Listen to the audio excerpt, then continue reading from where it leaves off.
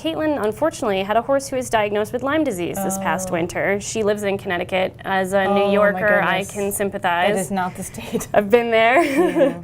Her horse's most prominent symptom was behavioral change, and she said she went from a laid-back, easy horse to being very difficult to handle.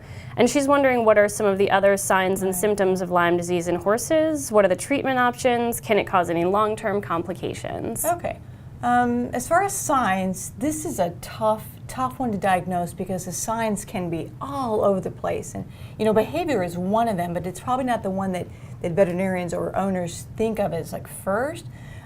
This is notorious for a shifting lameness, in that one day the right front hurts, and then a couple days later the left front hurts, and then it goes around. Low-grade fever, muscle soreness, we're hitting that again, and also something called hyperesthesia, which means if I touch you, it hurts more than it should. You're extra sensitive to just touching. They can have neurological problems, ataxia, so like weakness and wobbling, head tilt, what else? Oh, a uveitis, so eye infection. So see, it's almost everything.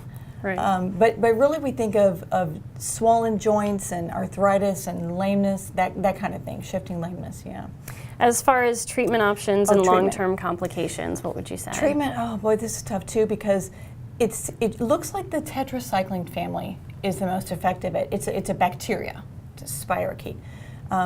So oxytetracycline intravenous, which may mean either you have to bring the horse to the vet or the vet has to come to you, and it's a long time. It's like a month, so it's expensive also. Is it like one shot, or are you hanging an IV bag and fluids and all that? Yeah, it's like every day.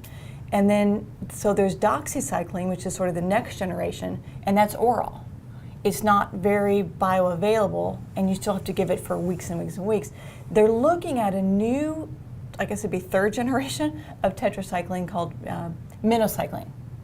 And that might work better. It's more expensive right now, but this is an active area of research, and she had complications.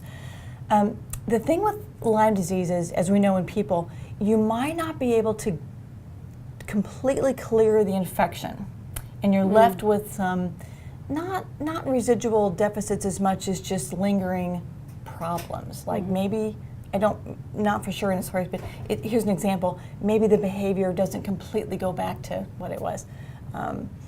The other problem is, when you're in an area that has a high incidence of Lyme disease, or your horse or you have had it, you're kind of always thinking, because the range of signs is so big, that maybe anything my horse does is Lyme disease. And it doesn't have to be. Maybe your horse is really lame. So this is probably not what she means, but it's a complication, just not thinking of other things that your horse could really have. Right, changing the way you evaluate your horse. Yeah, so don't neglect a true diagnosis for anything that's wrong with your horse. I mean, don't assume that a fever is Lyme disease. It could be something else, so always have everything checked out by a vet. You used a word in your answer about the treatment that I think not a lot of people understand, but we come across a lot at SmartPak. I mean, you used a lot of tetracycline and all of those things, but the one that I'm thinking of is bioavailable. Can you explain what that means for horses? So biologically available, meaning that, and we speak of it in terms of an oral, so when you swallow something, how much of a pill or a powder or whatever that you are taking in eventually gets into the bloodstream and around the body. And so some things are really bioavailable and some things are not, and some things you have to combine with. Perfect example in people, if you take like an iron supplement, you have to take something with it like vitamin C that has vitamin C, like orange juice, that helps it get absorbed better.